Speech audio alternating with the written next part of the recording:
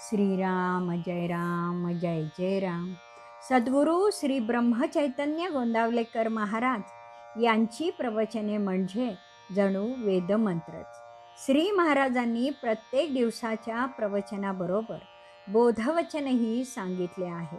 या बोधवचनांचा विस्तार एक तत्वनाम या पुस्तकात लीलया स्पष्ट केला आहे.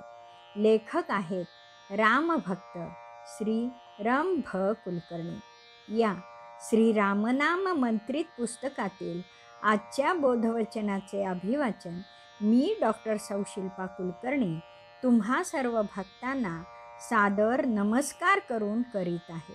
आज दिनांक 18 मार्च. आजचे बोधवचन.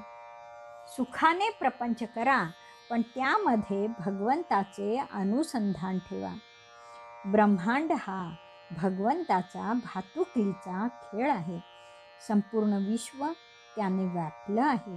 3 लोक, सप्तपाताळ, सूर्यमंडळ, चंद्रमंडळ, तारांगण, आकाशगंगा ही त्या खेळाची भिन्न भिन्न अंगे आहेत. लक्षावधी वर्षांचा काळ लोटला असेल, तो प्रपंच चाललाच आहे. गाडगी मडक्यांच्या उतरंडी कधी मांडतो तर कधी पाडतो. एकटा भगवंत सारी सूत्रे सांभाळतो. अतिशय नियमबद्ध असा त्याचा हा कारभार अजूनही सहस्रावधी वर्षे सुरूच राहणार आहे. या पसाऱ्यात तो सूत्रधार अदृश्य आहे. आगगाडीला अनेक डबे असतात.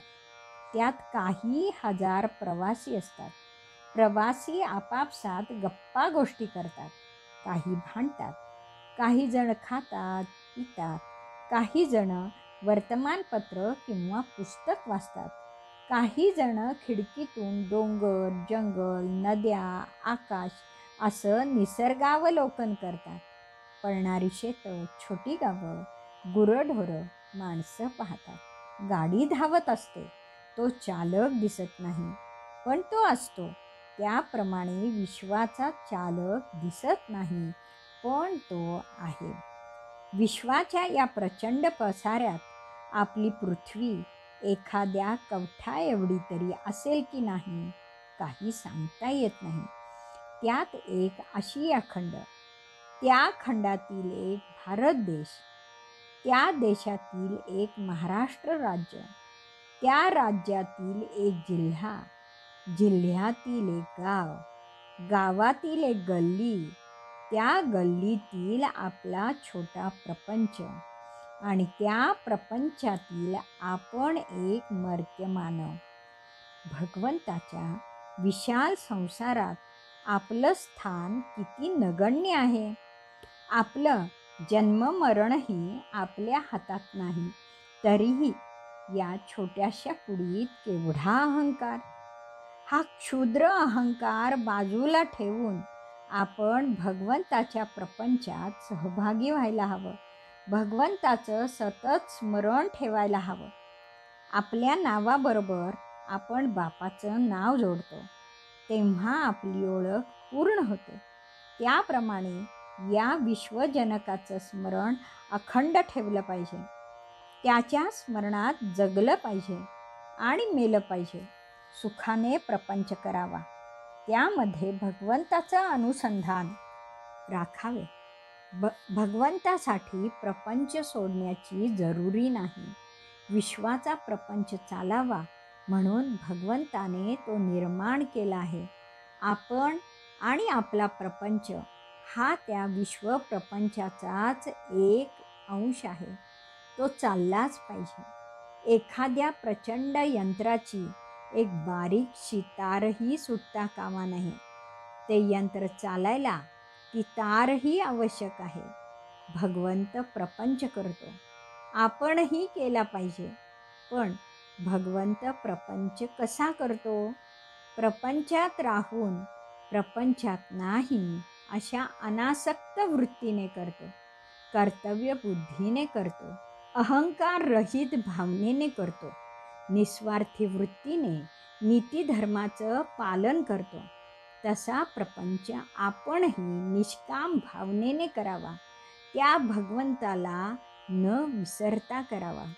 पंढरीचे वारकरी शेकडो मैलांचा प्रवास पायी करतात. रात्री काळोखात विसावा घेतात.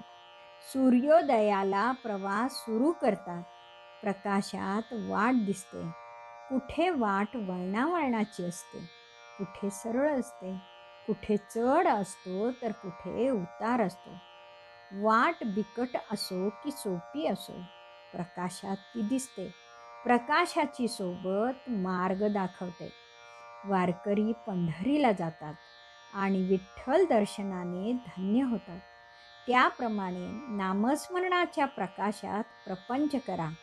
क्षुल्लक कर्मातही भगवंताचं स्मरण केलं तर ते कर्मच भगवंताची पूजा होईल.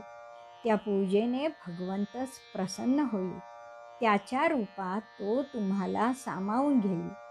अवघा प्रपंचच भगवंताची पूजा झाल्यावर क्षुद्र जीवन सार्थकी लावेल.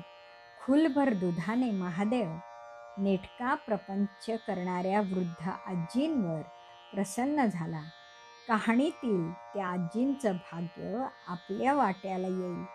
म्हणून सुखाने प्रपंच करा, पण त्यामध्ये भगवंताचे अनुसंधान ठेवा. श्रीराम समर्थ. जानकी जीवन स्मरण. जय जय राम.